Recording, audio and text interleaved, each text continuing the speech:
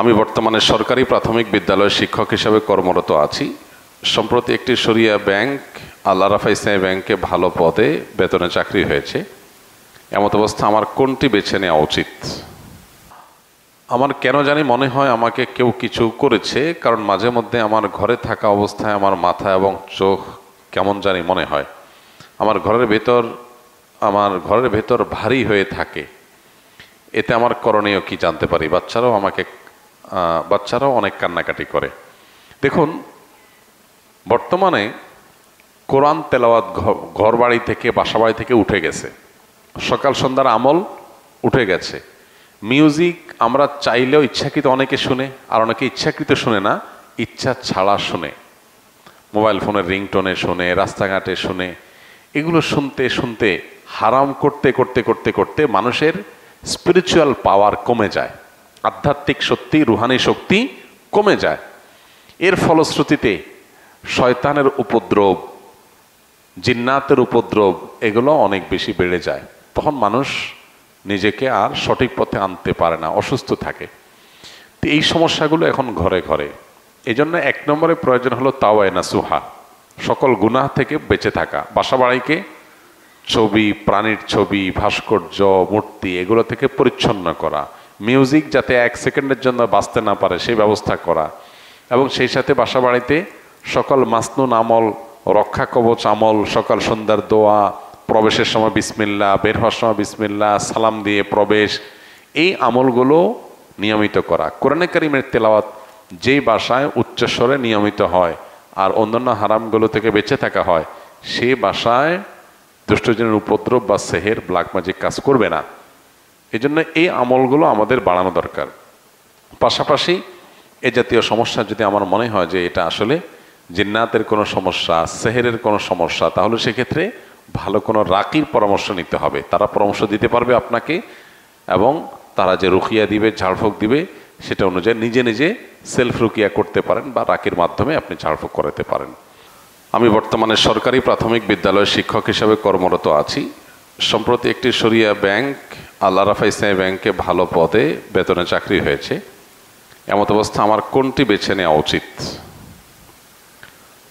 উল্লেখ্য, এই দুটি চাকরির কোনোটি আমি চূড়ান্ত ক্যারিয়ার হিসাবে নিতে চাই না, যদি আল্লাহ তাআলা সরকারি প্রথম শ্রেণীর একটি হালাল চাকরির ব্যবস্থা করে দেন। ভাই আমার, আপনার ভবিষ্যৎ পরিকল্পনা যেটাই থাকুক না কেন, আমি বলতে চাই ব্যাংকের চাকরির বিপরীতে যদি শিক্ষকতার চাকরি পাওয়া যায়, সন্দেহাতীতভাবে শিক্ষকতার চাকরিকে ব্যাংকের চাকরির পরে প্রায়োরিটি দেওয়া উচিত, অগ্রাধিকার দেওয়া উচিত। প্রথমত, আমাদের মানসিকতার মধ্যে একটা জিনিস সেট হয়ে গেছে যে আমাদের অনেক টাকা দরকার। এই জিনিসটা আমাদের সবার মানসিকতার মধ্যে সেট হয়ে গেছে।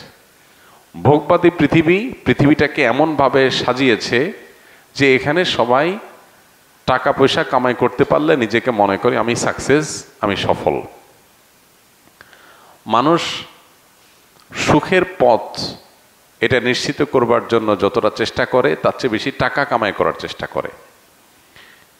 অনেক কাজ আছে যে কাজে টাকা নেই কিন্তু সুখ আছে।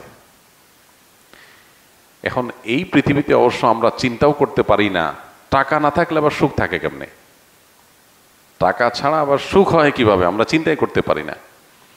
এখানে চলে আসে নবী সাল্লাল্লাহু আলাইহি ওয়াসাল্লামের সেই হাদিস, যেখানে তিনি বলেছেন, লাইসাল গিনা বিকাসরাতিল আরদ ওয়ালাকিন্নাল গিনা গিনান নাফস। অনেক সম্পদ, এটার মালিক হয়ে যাওয়া, এটা মূলত ধনী হওয়া নয়। আসল ধনী হওয়া হলো মানসিকভাবে ধনী হওয়া।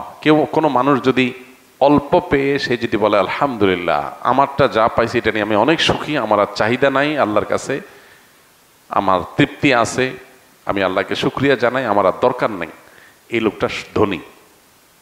কারণ তার আর অভাব নাই, তার অন্তরে কোনো সংকীর্ণতা নাই, সে ধনী। আরেকজনের অনেক আছে কিন্তু এরপরও তার যদি আরো চাহিদা থাকে তাহলে সে ধনী না, সে মূলত গরিব, কারণ অভাব আছে। তো এই জন্য কিছু কিছু কাজ আছে যে কাজে টাকা নাই কিন্তু প্রচন্ড তৃপ্তি আছে, যেমন শিক্ষকতা। আমি একজনকে একটা জিনিস শেখাবো, কিছু মানুষকে কিছু জিনিস শেখাবো, তারা ভালো কিছু শিখবে, তাদের জীবন গঠন করবে। আমি একজন স্কুলের শিক্ষক হব, স্কুলের ছেলে মেয়েদের বাচ্চাদেরকে আমি পাঠদানের ফাঁকে ফাঁকে তাদের মধ্যে ভালো মানুষ হওয়ার প্রেরণা এটা জাগ্রত করে তুলব। হয়তো একটা বাচ্চা ছেলে সে আমার সঠিক গাইডলাইন পেয়ে আল্লাহমুখী হয়ে যাবে, ভালো মুসলিম হবে, ভালো মানুষ হবে, তাহলে আমি এখানে একটা ভালো ইনপুট দিতে পারলাম, এর আউটপুট আসবে, খুব ভালো কিছু আশা করা যায়। এখানে টাকা একটু কম হলেও, বেতন একটু কম হলেও, সুযোগ সুবিধা কম থাকলেও, সমাজে একটু আমার অবস্থান ওইরকম বেশি স্ট্রং না হলেও এটা আমার জন্য তৃপ্তিদায়ক, সুখকর। এর বিপরীতে আরেক জায়গায় আমি সার্ভিস দিচ্ছি কোম্পানিকে, বিনিময়ে কিছু টাকা পাচ্ছি, সেখানে আসলে সমাজ, ব্যক্তি, মানুষের প্রতি আমার কোনো বিশেষ অবদান থাকছে না, তৃপ্তিদায়ক, চক্ষু শীতলকারী কোনো অ্যাচিভমেন্ট, কোনো অর্জন হচ্ছে না। তাহলে সেই চাকরির তুলনায় আমার অবশ্যই ওই চাকরিকে প্রায়োরিটি দেওয়া উচিত যেখানে তুলনামূলকভাবে আমার অ্যাচিভমেন্ট, অর্জনটা বেশি হয়। ক্যারিয়ার সাজাতে গিয়ে আমাদের এইভাবে যদি ভাবি তাহলে আমরা সুখী হব তুলনামূলকভাবে অনেক বেশি। একটা চাকরিতে আমি অনেক টাকা পয়সা কামাই করলাম, কিন্তু সেখানে আসলে আমার তেমন কোনো আপনার তৃপ্তিদায়ক কোনো অর্জন থাকলো না, যেটা দিয়ে আমার আসলে চক্ষু শীতল হতে পারে, মন প্রশান্ত হতে পারে, সেরকম কোনো অর্জন হলো না। টাকা অনেক হলো, তো মনের শান্তিটা আল্লাহ তাআলা এটা দিয়ে দিবেন না। শরীরের শান্তি এটা হয়তো টাকা দিয়ে কিছুটা হতে পারে, কিন্তু মনের শান্তি, আসল শান্তি, সেটা আল্লাহ তাআলা দিবেন না। এই জন্য শিক্ষকতার পেশাকে অবশ্যই প্রায়োরিটি দেওয়া উচিত। তাছাড়া ইসলামী ব্যাংকগুলোতে ইসলামী ব্যাংকিং পরিপূর্ণভাবে হয় কি না, কতখানি হয়, সেটা নিয়ে যথেষ্ট বিতর্ক আছে, ধোঁয়াশা আছে এবং বড় ধরনের প্রশ্ন করার সুযোগ আছে। তো আমি সন্দেহের ঊর্ধ্বে ওঠার সুযোগ যদি থাকে, তাহলে সন্দেহের মধ্যে কেন ঢুকতে যাব একটু বেশি টাকার জন্য? একজন ইমানদার টাকার পরিমাণ না দেখে তিনি তার তাকওয়ার জন্য কোনটা বেশি অনুকূল সেটাকে দেখবেন, সেই চেষ্টা করবেন। অতএব আশা করি যে আপনি এখান থেকে আপনার করণীয় বা আপনার কি করা উচিত সে সম্পর্কে একটা ধারণা পেয়ে গেছেন।